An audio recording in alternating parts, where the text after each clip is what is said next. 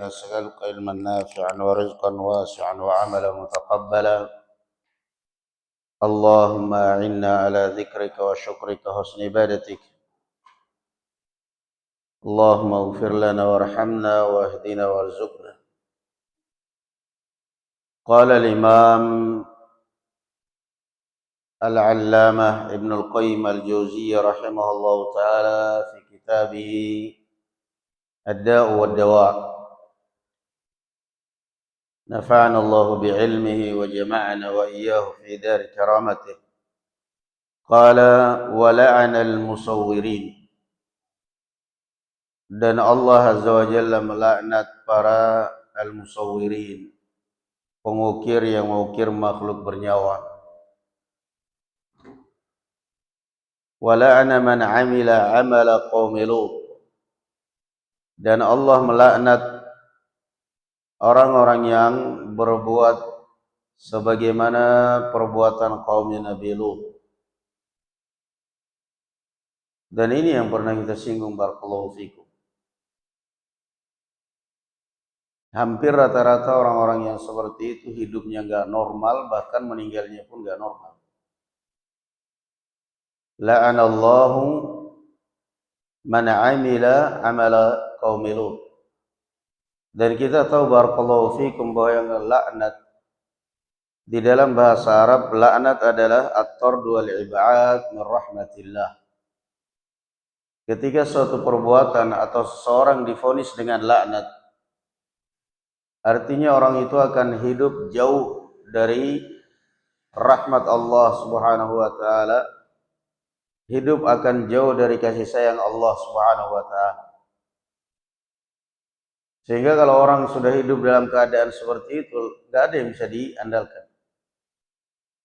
Makanya perhatikan orang-orang yang seperti ini, yang dilaknat, yang divonis oleh Allah Azza wa Jalla atau oleh Rasul sallallahu alaihi wasallam dengan perbuatan laknat, mesti perbuatannya aneh-aneh. Jauh dari ibadah, jauh dari salat, bahkan yang ada di pikirannya syahwat nafsu. Iyadzan billah. Karena memang sudah perbuatannya sendiri sudah terlaknat. La'anallahu man 'amila 'amala qaumi Lut. Pesta gay, pesta barakallahu fikum lesbi, perbuatan yang terlaknat. Qala wa la'anallahu man sabba abah wa man sabba ummah. Dan Allah melaknat orang yang memaki ayah atau memaki ibunya. Memaki. Dan itu juga sama. Mau dia sukses, mau dia berusaha, kalau orang sudah seperti itu memaki orang tuanya, maka lihat hidupnya makin hari makin susah. Dan dia akan merasakan akibatnya. Wala'anallahu man kammaha a'ma 'anit tariq. Dan Allah melaknat orang yang menyesatkan orang buta dari jalan. Kammaha a'ma. Kammaha thayyib. Wal ma'na adalla, menyesatkan. Orang yang buta sengaja dikerjain, diarahkan, entah itu dia diarahkan ke tempat-tempat yang mencelakakan atau diarahkan di jalan yang salah. Yang kadang orang menganggapnya ini adalah bermain-mainan atau ngeprank, namun perbuatan ini adalah perbuatan terlaknat. Wa la'anallahu man ata bahimatan. Dan Allah melaknat orang yang berhubungan dengan hewan. Semua perbuatan terlaknat. Melakukan hubungan badan dengan hewan yang akhirnya menyebabkan hewan tersebut haram karena di dalamnya sudah ada daging manusia. Billah. Wa la'anallahu man wasama dabbatan fi wajhiha. Dan awala'ana, dan Rasulullah melaknat orang yang al-wasm, melakukan wasm di wajah hewan. man wasama, memberi alamat kepada hewan di wajahnya, di mana orang zaman dahulu dan sampai sekarang juga masih ada di pedalaman memberikan tanda kepada hewan dengan dipakai besi panas. Kalau sekarang cat, misalnya angka, ada angka dari 1, 2 sampai pokoknya jumlah hewannya, kemudian dicelup dicat dan ditempelkan di bulunya, nanti akan terlihat nomor 1, 2, 3. Tapi kalau zaman dahulu ada sebagian dan itu lebih awet, pakai besi. Nanti besi yang sudah dibentuk dalam wujud angka akan dipanaskan, sehingga kemudian setelah dipanaskan ditempelkan di bulu hewan dan akan terbentuk tulisan. Dan itu ya termasuk selama tidak menyakiti, kalau hanya sekedar bulu nggak ada masalah. Tapi kalau itu ditempelkan di wajah hewan yang otomatis akan merusak, maka itu perbuatan terlaknat. Tempelkan di wajahnya, karena akan merusak pemandangan dan akan mencacati wajahnya. Wala'ana man wa'taib wala'ana man darra bimuslimin aw makara bih. Ini ngeri lagi ini. Dan Rasulullah sallallahu alaihi wasallam melaknat orang yang mudaratkan, yang mencelakakan muslim atau dia bermakar jahat dengannya. Silakan orang bermakar jahat dengan muslim. Allah Azza wa Jalla mengatakan wa makaru wa makarallah. Anda berbuat makar, berbuat jahat kepada saudaramu seorang muslim, maka bersiaplah, Allah Azza wa Jalla sedang menyiapkan pembalasan makar untukmu. La'anallahu wa la'ana man darra musliman. Bangun yang tidur. Abdullah, apa pembahasannya? Apa pembahasannya? Mengantuk. La'anallahu man darra muslim bi muslim. Allah melaknat orang yang mencelakakan muslim dan berbuat makar, berbuat jahat. Makar itu artinya dia berbuat jahat tapi dengan cara khufiyah.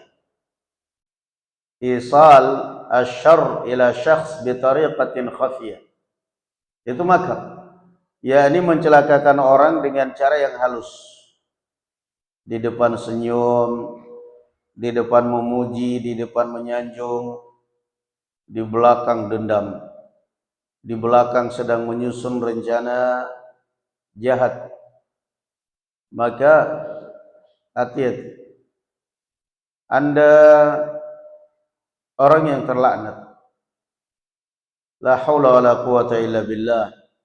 Sama juga dengan perbuatan yang tadi. Lihat aja, orang kalau sudah seperti itu kerjaannya susah taubat. Orang kalau mulutnya sudah biasa kotor, sudah biasa berbuat jahat kepada orang, sudah biasa berbuat makar kepada orang, biasanya diingatkan pun yang ada marah, ditegur pun yang ada marah. Karena memang sudah terlaknat dasarnya. La haula wala quwata illa billah. Dan akhirnya susah untuk diterima orang dimanapun, pada akhirnya dia yang terkenal. Pada akhirnya dia mempopulerkan seseorang untuk menjatuhkan nama baiknya. Pada akhirnya dia yang terkenal busuknya. Dan akhirnya orang akan menjauhinya. Wal'iyadu billah. Wala'ana zawaratil kubur. Walmuttakhidina alaiha al-masajid was-suruj.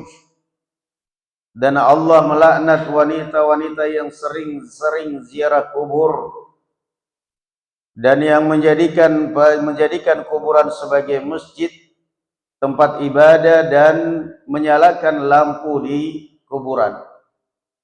Sama semua ini perbuatan terlaknat. La'anallahu zawaratil kubur. Abdullah, kenapa kepalanya berat? Allah yadik. Ziarah kubur barakallahu fikum sunnah. Jangan juga disalahfahami bahwa anggapannya kita menganggap ziarah kubur bid'ah, larangan enggak, ziarah kubur adalah sunnah. Yang dilarang barakallahu fikum pertama wanita yang sering-sering ziarah kubur. Kalau sekali enggak ada masalah. Aisyah radhiyallahu anha pernah bertanya kepada Rasulullah tentang kalau dia ziarah kuburan saudaranya apa yang dia baca, maka diajarkanlah Rasul. Yang kedua, ziarah kubur bukan untuk mencari manfaat apapun untuk diri kita, melainkan untuk manfaat orang yang ada di dalam kubur. Mendoakan, kemudian mengambil pelajaran. Itu dua manfaat, mendoakan yang ada di dalam kubur, kemudian mengambil ibrah, mengambil pelajaran bahwa kita juga akan mati sebagaimana mereka. Nah, bukan berdoa di kuburan. Kemudian yang ketiga, melaknat orang yang menjadikan kuburan sebagai masjid, tempat ibadah, tempat sujud. Dan ini terjadi barakallahu fikum kepada di Indonesia misalnya sekte-sekte yang mengkeramatkan kuburan, dianggap kuburan wali, dibangun, dijadikan masjid. Dan ini ada perbuatan yang dilaknat oleh Rasul. Laknatullahi alal yahudi wan nasara ittakhadhu qubur anbiya'ihim masajida. Allah melaknat Yahudi dan Nasara, mereka menjadikan kuburan nabi-nabi mereka sebagai tempat ibadah. Yang pertama, bahwa perbuatan seperti ini, membangun kuburan, mengkeramatkan kuburan, beribadah di kuburan. Yang pertama, bahwa ini adalah perbuatan terlaknat. Yang kedua, bahwa ini adalah perbuatan yang merupakan perbuatan Yahudi dan Nasara.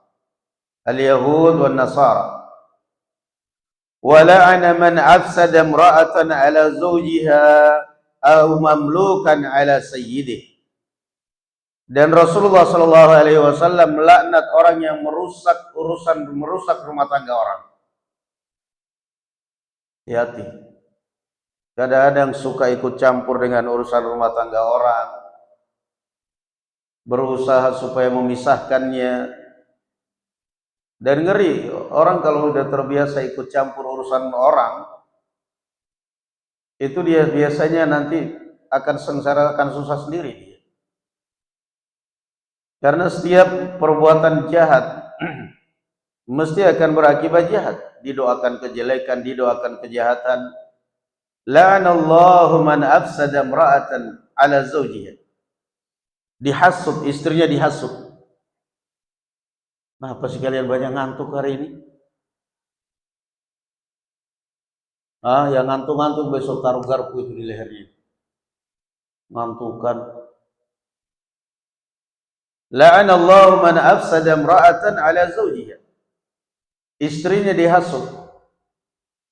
Istrinya diprovokasi, istrinya dirayu, digoda, diperdaya sampai akhirnya hatinya berpaling dari suaminya dan lari ke dia.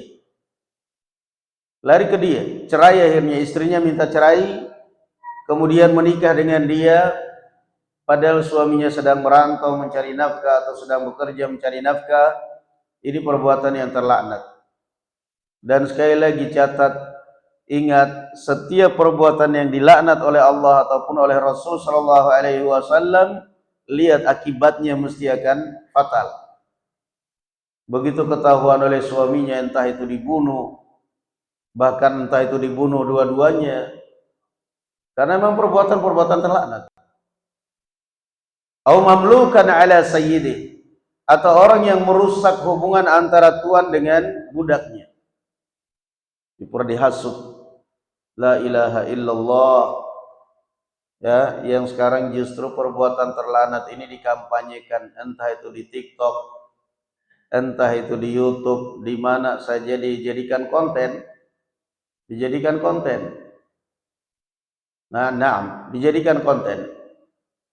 Dijadikan konten, dijadikan stand up komedi, mencintai istri orang.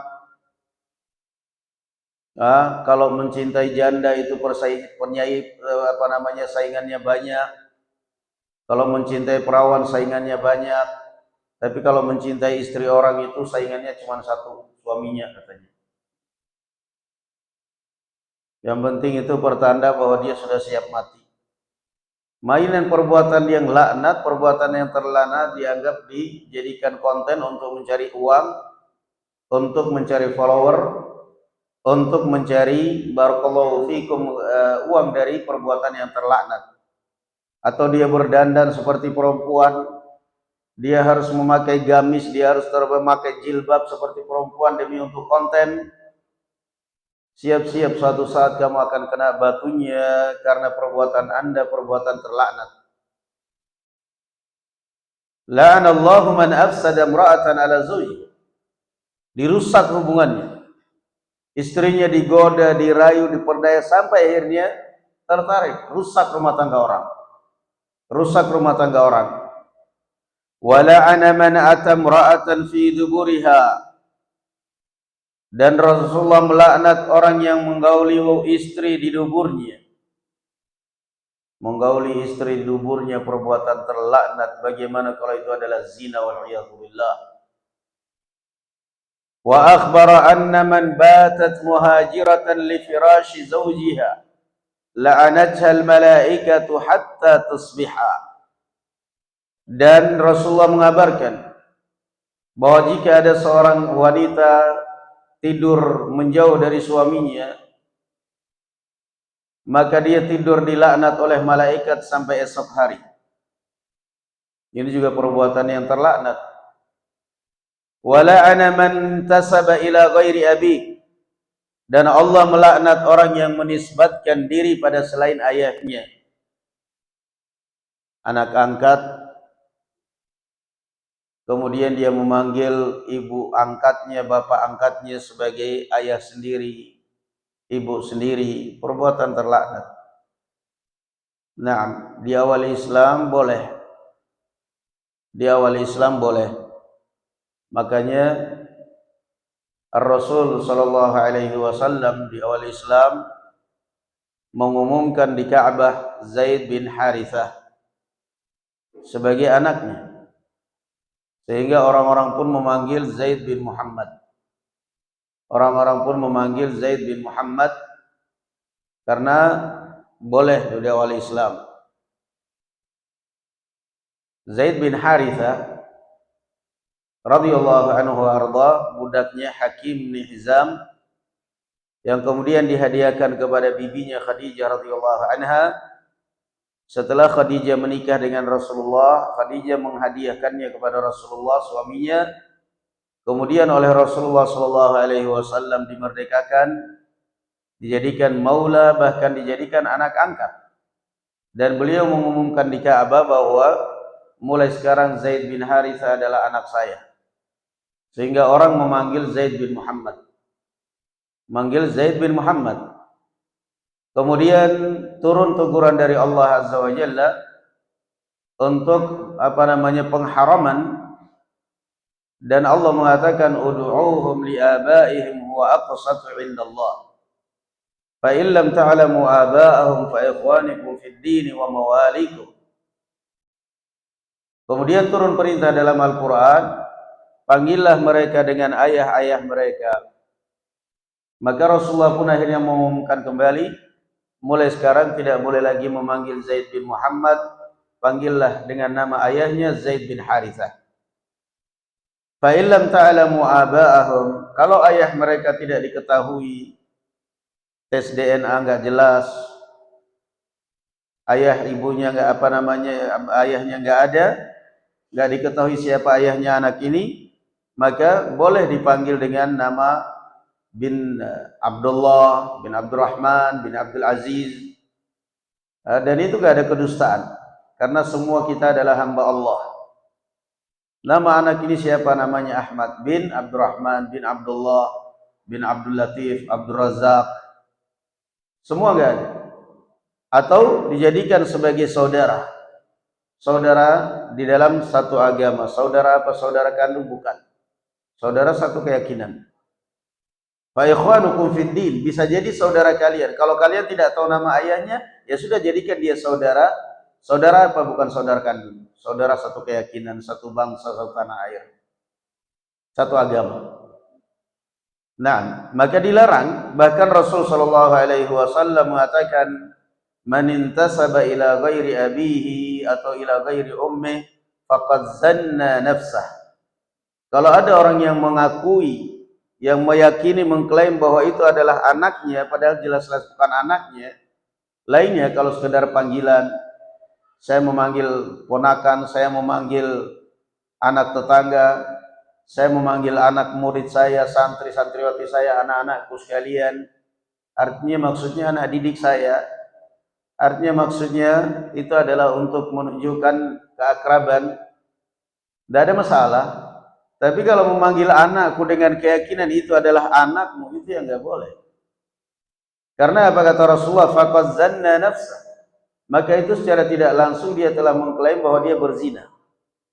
Dia berzina dengan ibunya atau berzina dengan ayahnya anak itu. Maka diharamkan di dalam Islam. Diharamkan di dalam Islam, dan ini juga risikonya kadang-kadang orang yang anak mengangkat anak pungut, anak angkat dari kecil disamarkan, difahamkan bahwa ini adalah ayahmu, ibumu, bahkan dimasukkan dalam kakak statusnya sebagai anak, sehingga ketika dia besar pun dia menuntut warisan. Ketika dia besar dia menuntut warisan, dia berhak mendapatkan waris, dia merasa berhak karena dia masuk dalam kakak, dan ini nggak boleh. Nggak boleh dimasukkan dalam kakak sebagai apa namanya, nama orang tua, nama ayah, nama ibu, anak pertama, anak kedua, anak ketiga, dia masuk, nggak boleh seperti itu.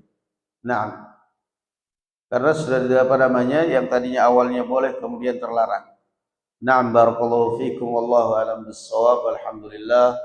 Assalamualaikum warahmatullahi taala wabarakatuh.